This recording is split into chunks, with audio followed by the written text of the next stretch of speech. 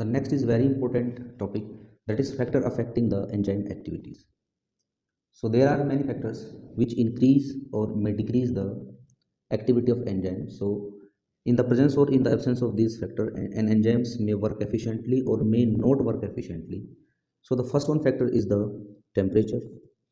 The second one factor is the pH, or I can say the hydrogen ion concentration. Third factor is the substrate concentration, कितना amount आपने substrate का लिया है जिसके ऊपर enzyme ने जाके एक्ट करना है. एंड एंजाइम कंसंट्रेशन डिपेंड करता है कि एंजाइम का अमाउंट कितना लिया है आपने. Next one is the cofactors and finally that is the chemical substrate या chemical substances. So let's start with the first factor that is temperature. देखिए ज़्यादातर जो एंजाइम्स हैं वो 25 डिग्री सेल्सियस से लेके अगर 40 डिग्री सेल्सियस तक का टेम्परेचर हो तो उसमें सबसे अच्छे तरीके से किसी भी रिएक्शन की स्पीड को इंक्रीज या डिक्रीज करते हैं. So most of the enzymes work efficiently in a temperature range from 25 degree Celsius to 40 degree Celsius. और हमें ये पता है that human body temperature is 37 degree Celsius. Human body temperature is 37 degree Celsius. So human body, most of the enzymes work efficiently because its temperature is in the range of the efficient enzyme activities. 40 degree से अगर हम temperature को ज़्यादा temperature करने लग जाएं तो जैसे जैसे हम टेम्परेचर को बढ़ाते हैं वैसे वैसे जो है एंजाइम की एक्टिविटी डिक्रीज होनी स्टार्ट हो जाती है. और 40 डिग्री टेम्परेचर तक हर 10 डिग्री टेम्परेचर बढ़ाने से एंजाइम की एक्टिविटी पहले से 2 गुना या 3 गुना हो जाती है. With increase in 10 degree temperature, the activity of enzyme increase 2 to 3 times. अगर इसको मुझे ग्राफिकली शो करना हो तो एक तरफ मैं ले लेता हूँ दैट इज एंजाइम एक्टिविटी, इस तरफ हम ले लेते हैं एंजाइम एक्टिविटी वाई एक्सिस पे, और एक्स एक्सिस पर हम ले लेते हैं that is temperature. Temperature suppose to this is 10, 20, 30, 40, 50, 60, 70 like that. So first when we increase the temperature, the activity of the enzyme increases and the maximum activity of the enzyme will be at about 40 degree temperature. The activity increase with increase in temperature. After 40 degree, the activity of the enzyme starts to decrease. So we can show the activity of enzyme with temperature, how does it is changes. Second one है that is pH, और I can say the concentration of H positive ion. देखिए मैं दो solution ले लेता हूँ. पहला solution and suppose to be this our second solution. In first solution suppose to be we are having only 2 H positive ion. In the second solution suppose to be we are having more than 2 H positive. ऐसा solution जिसमें ज़्यादा H पॉजिटिव होते हैं, more H positive, ऐसे solution की जो pH होती है वो हमेशा कम होगी. और ऐसा सॉल्यूशन जिसके अंदर लेस H पॉजिटिव होते हैं, ऐसे सॉल्यूशन की pH जो है वो ज़्यादा होगी.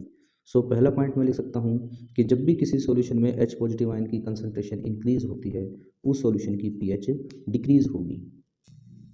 The pH of a solution decreases with increase in the concentration of the H positive ion in a solution. हमें ये भी पता है कि अगर किसी सॉल्यूशन की pH 7 हो, ऐसे सॉल्यूशन को हम कहते हैं न्यूट्रल. न्यूट्रल का मतलब है कि ये सॉल्यूशन ना एसिडिक है ना बेसिक है. अगर किसी सॉल्यूशन की pH 7 से मीन्स 8 से 14 तक हो, ऐसे सॉल्यूशन को हम कहते हैं बेसिक सॉल्यूशन. 8 से 14 का मतलब है ग्रेटर देन 7. और ऐसा कोई सॉल्यूशन है जिसकी pH लेस देन 7 है. लेस देन 7 का मतलब है 0 to 6 तक है. तो ऐसे सॉल्यूशन को हम कहते हैं कि ये सॉल्यूशन एसिडिक सॉल्यूशन होता है. ज़्यादातर एंजाइम जो हैं वो इफ़ेक्टिवली या कहीं की एफिशिएंटली काम कब कर पाते हैं, जब सॉल्यूशन की pH 5 से 9 के बीच हो. 5 का मतलब है that is slightly acidic. Acidic तो है क्योंकि 6-7 से कम pH है, तो स्लाइटली एसिडिक हो गया क्योंकि जितनी कम pH होगी उतना ही ज़्यादा एसिडिक होता है. और 7 से ज़्यादा है तो 9 हो गया. 9 मीन्स बेसिक है लेकिन बहुत ज़्यादा बेसिक नहीं है. जितनी ज़्यादा pH होगी उतना ही ज़्यादा बेसिक होगा. So I can say most of the enzymes work in slightly acidic as well as in slightly basic medium और from a range of pH 5 to pH 9. अगर हमने ग्राफिकली स्टडी करना है तो वाई एक्सिस पर मैं ले लेता हूँ दैट इज़ एंजाइम की एक्टिविटी, और एक्स एक्सिस पर हम ले लेते हैं pH of the enzymes. So 0 pH के ऊपर एंजाइम काम नहीं करते, तो मोस्टली जब पीएच धीरे धीरे बढ़ने लग जाएगी तो about 6 to 7, or I can say supposed to be this is about 7, that is neutral. So the enzyme activity increases as the pH going from acidic to neutral, because 7 is the neutral. After that the enzyme activity starts to decrease like that. Fourth one is the substrate concentration.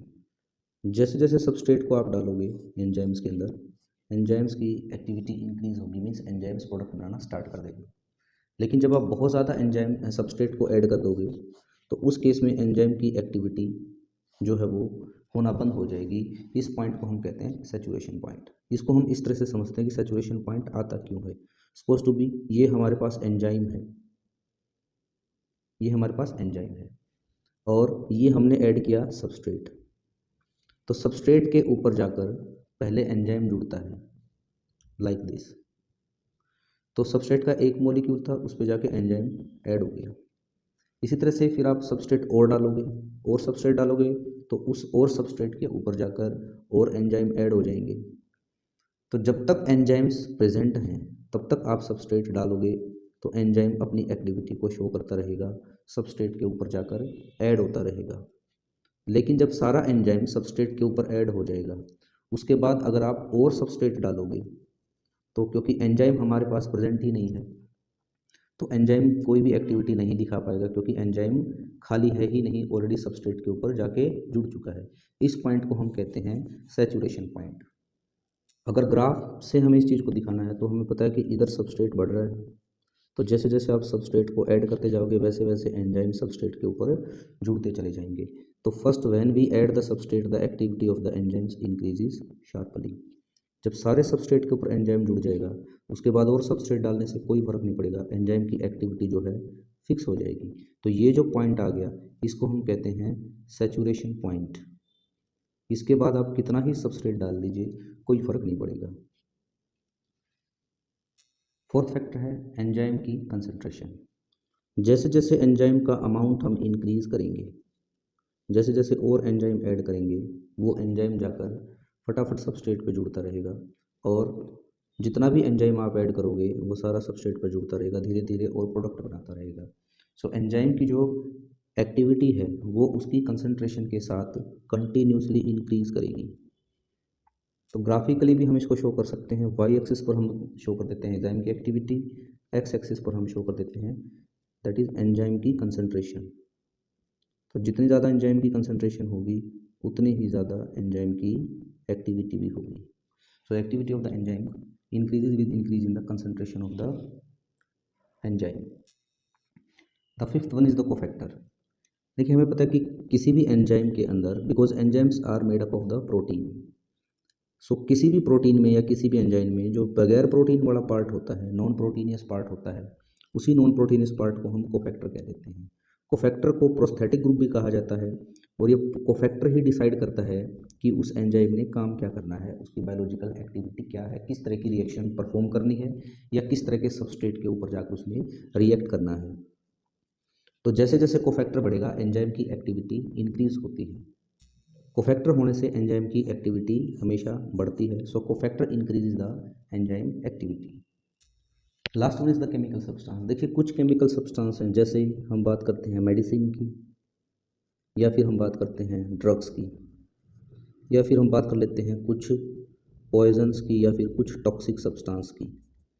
ये सारे chemical substance ऐसे होते हैं जो enzymes की activity को रोकते हैं, एक्टिविटी को एंजाइम्स की डिक्रीज़ कर देते हैं। सो मैं कहूँगा, और इन केमिकल सब्सटेंस को, मेडिसिन को, ड्रग्स को, पॉइजन या टॉक्सिक सब्सटेंस को हम फॉरेन सब्सटेंस भी कहते हैं, foreign substance. So some substance like as drugs, medicine, poisons decrease the enzymes activities. The chemical substance like as drugs, medicine, toxin और poison decrease the enzyme activities.